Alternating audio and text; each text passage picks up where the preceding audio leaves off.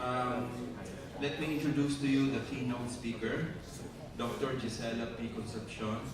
She is a professor at the Marine Science Institute of the University of the Philippines, Diliman. She teaches graduate courses and leads research programs on marine natural products and drug discovery. An academician at the Philippine National Academy of Science and Technology, Dr. Concepcion has held key positions in scientific organizations and has been co-editor of the ISI-listed journal Philippine Science Letters, which was recently relaunched at the International Journal of Philippine Science and Technology. She has over 81 publications in peer-reviewed journals and has received numerous awards for research. Among her many advocacies was the popular science column Star Science, which ran for 10 years in the Philippine Star. The articles were compiled in books published by the UP Press. Dr. Concepcion currently serves as the Vice President for Academic Affairs of the University of the Philippines System. Ladies and gentlemen, please welcome Dr. Concepcion, who will speak on music, humanities, and a globalized society.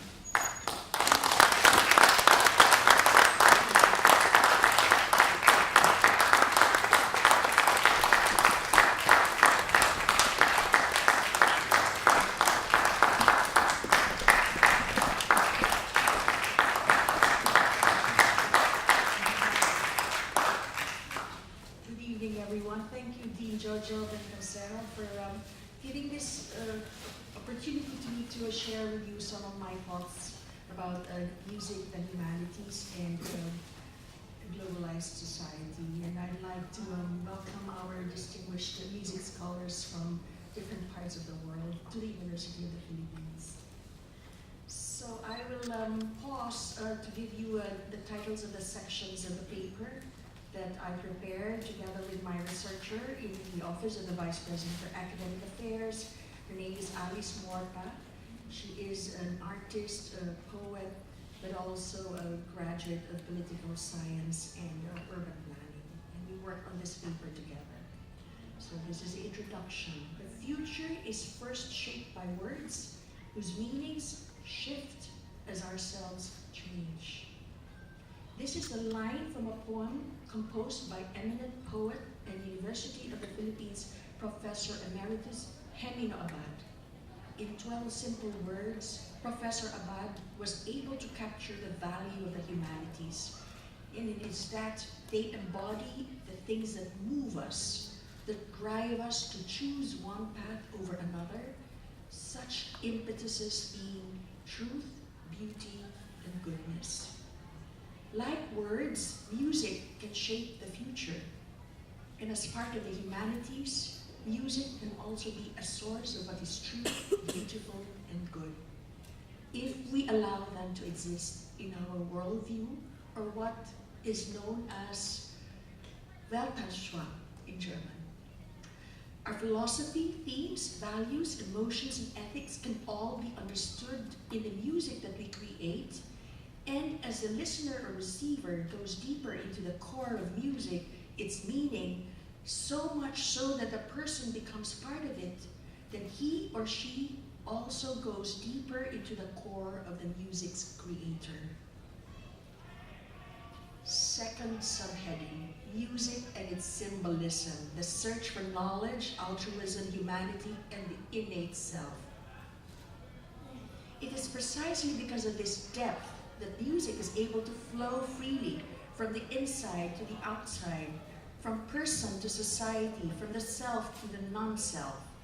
This movement is very symbolic of how we, rational beings, search for knowledge, from the tangible to the intangible, from the tellable to the untellable, and the ever-present eagerness to reconcile these extremes. To understand life, we start from the simplest life forms, then we move to a greater awareness of the environment. Farther along, we know more about nature, the earth, until finally we're able to grasp the mysteries of our universe, back to the depths of ourselves, where yet again we are faced with a profound sense of wonder and amazement.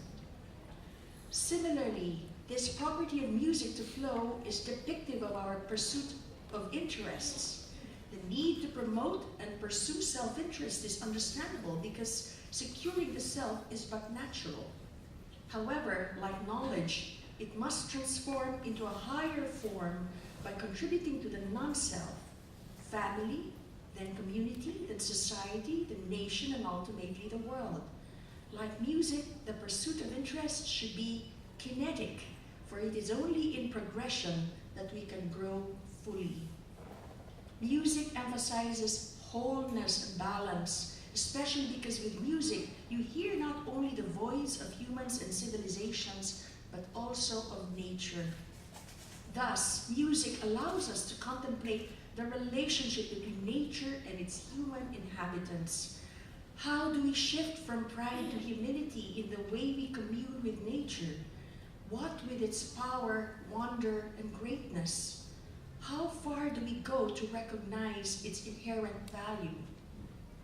As Jean-Jacques Rousseau posited, it is in nature where we can find our authentic selves, our original state that is innately good, replete of unnecessary needs. In nature, humans not only think, but more importantly, they also feel. Aside from being a philosopher and novelist, Rousseau was also a botanist and a music theorist and composer who penned 7 operas. Professor of Law and Ethics, Martha Nussbaum, appears to be in support of Rousseau's philosophy when she said that, and I quote, "We are pursuing the possessions that protect, please, and comfort us, what Rabindranath Tagore called our material covering.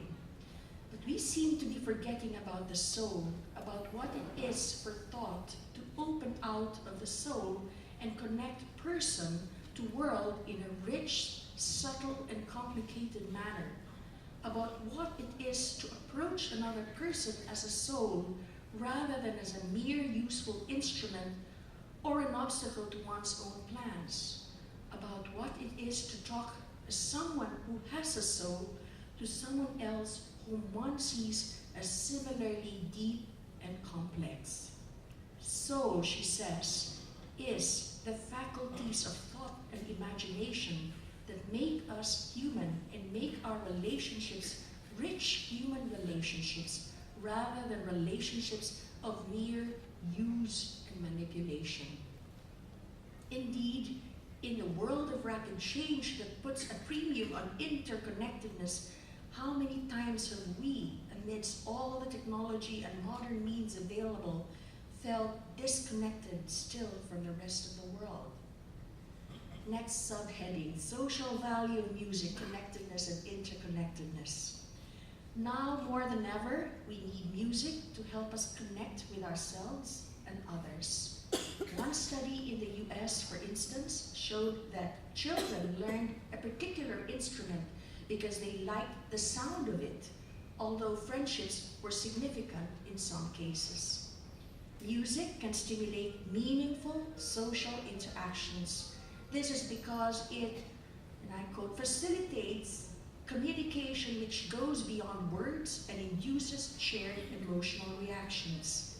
As a result, it is able to support the development of group identity, commonality versus uniqueness, togetherness versus aloneness, and collective feeling versus individuality. It can promote right behavior in vulnerable groups. In fact, music can be so effective in delivering such outcomes that in some places, those in power have attempted to regulate its use. Most of all, music itself stands for connectedness. The way notes are put together in a manner that is gracioso, graceful, and the way harmony leads to something grandioso, beautiful. Certainly, we can learn so much from it, which all the more supports the need for education in the arts, culture, and the humanities. Next section, music and the humanities forming modern global citizens. In today's globalized society, economic opportunities perch, by and large, on specializations and technical skills found in science and technology, research and development, and innovation. There is emphasis on greater specialization of disciplines and the intensified compartmentalization of knowledge to be able to secure jobs and make money.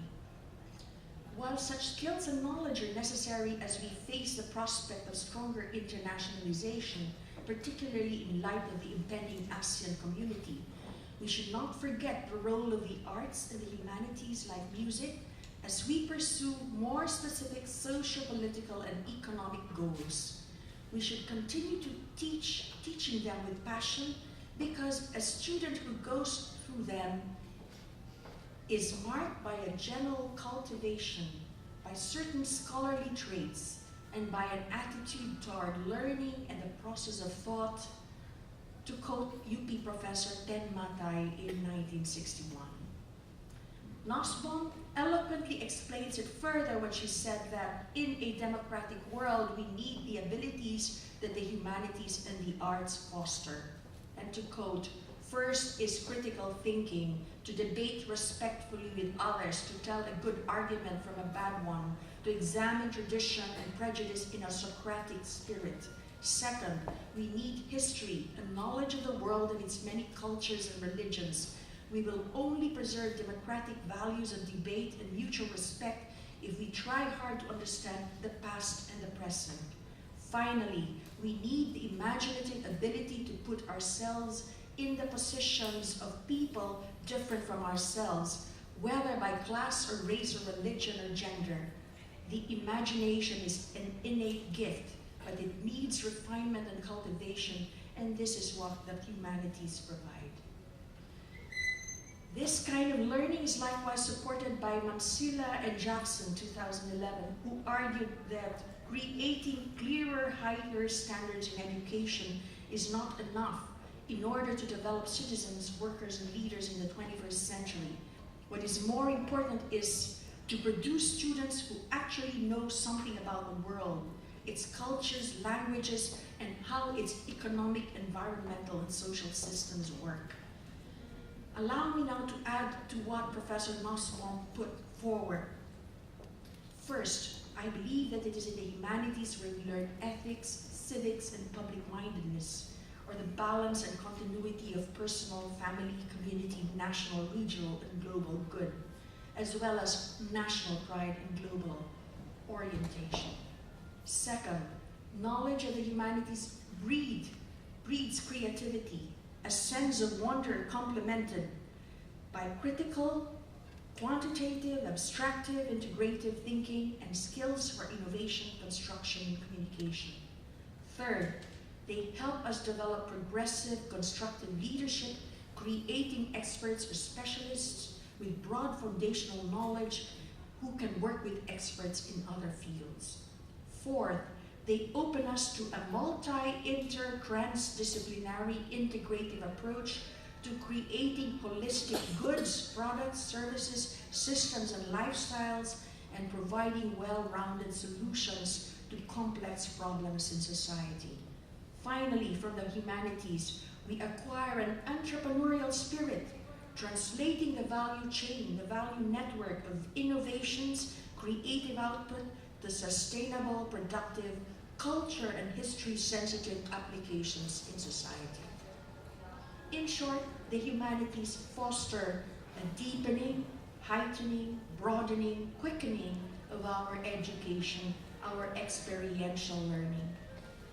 At the University of the Philippines, this is how we envision our graduate in Philippine and global society, a lifelong learner with a zest for living and knowing, who creates, constructs, progresses, who pursues higher order critical integrative thinking, which begins with self-knowledge that strives for self-improvement, in other words, becoming instead of simply being, who lives a life of balance with a focus, is fearless of change, of experimentation, of failure, and of self-correction, and finally, who strives for the greater, higher, long-term good. In the academe, the universitas, which in Latin means whole, total, the world, the universe, We must open ourselves to unlimited search for knowledge, some of which is best learned through personal experience of or involvement in the arts, music, and the humanities. Next section, internationalizing the humanities and the arts. While the humanities and the arts can help engrave a more profound sense of the global society, internationalization in turn can intensify culture, humanities, and the arts. We can multiply the pervasive, invasive, lasting effects of music through massification and greater public dissemination using technologies such as YouTube and iTunes. Because of internationalization, it has become easier to acquire creative and artistic inspiration from places halfway around the world. And these inspirations can lead to dances, songs, lyrics, visuals, and total performances that empower music even more and further enhance its effects on individuals and society. Proposals: unifying experiences, strengthening education. Music, culture, art, and the humanities remain important, useful, and germane, even as we continue to modernize a globalized society.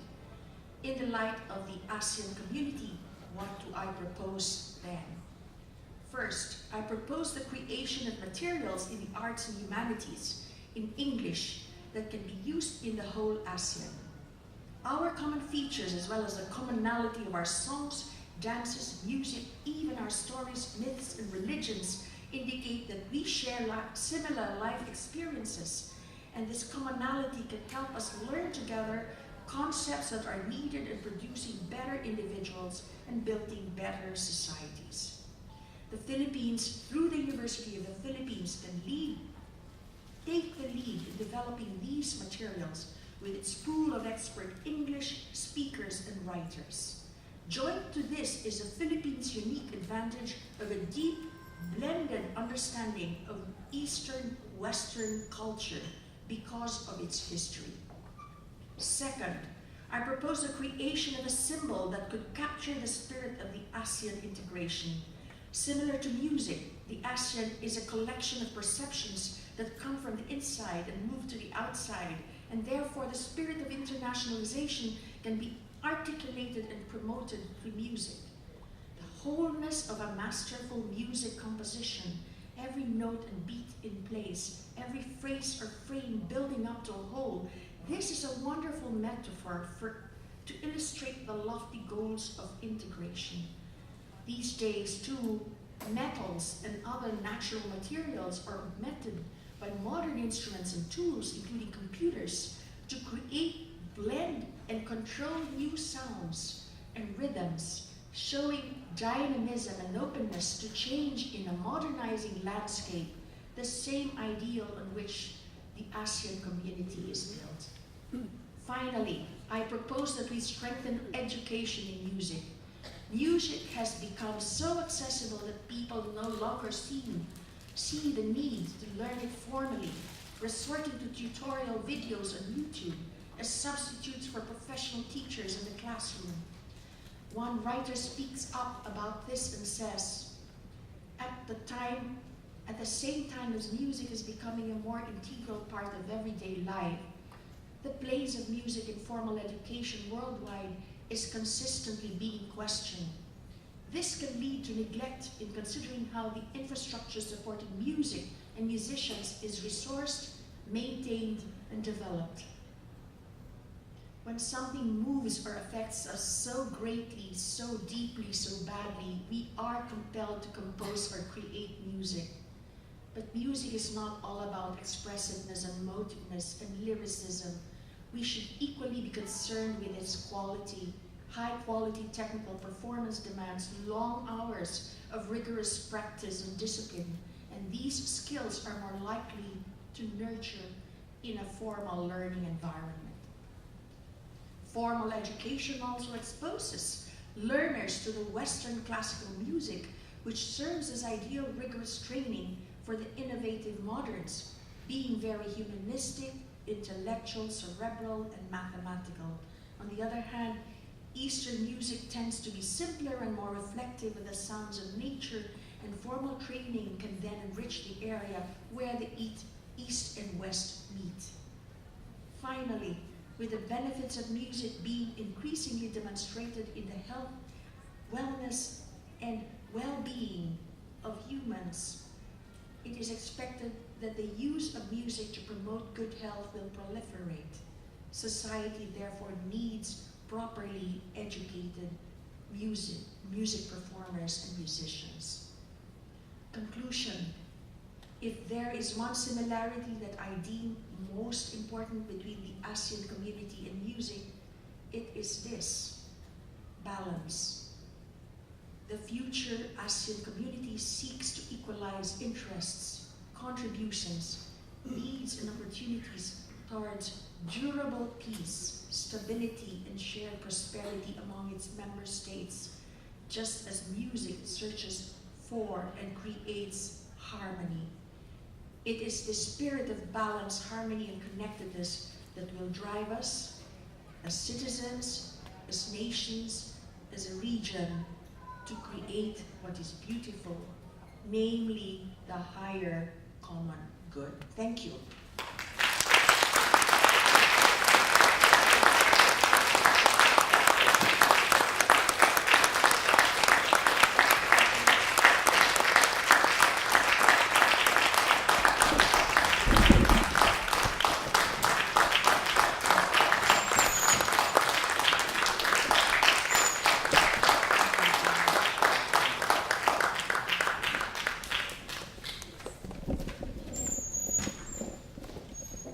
Thank you very much, Dr. Concepcion. We will have around 5 minutes break in order for the audience to come be seated. So 5 minutes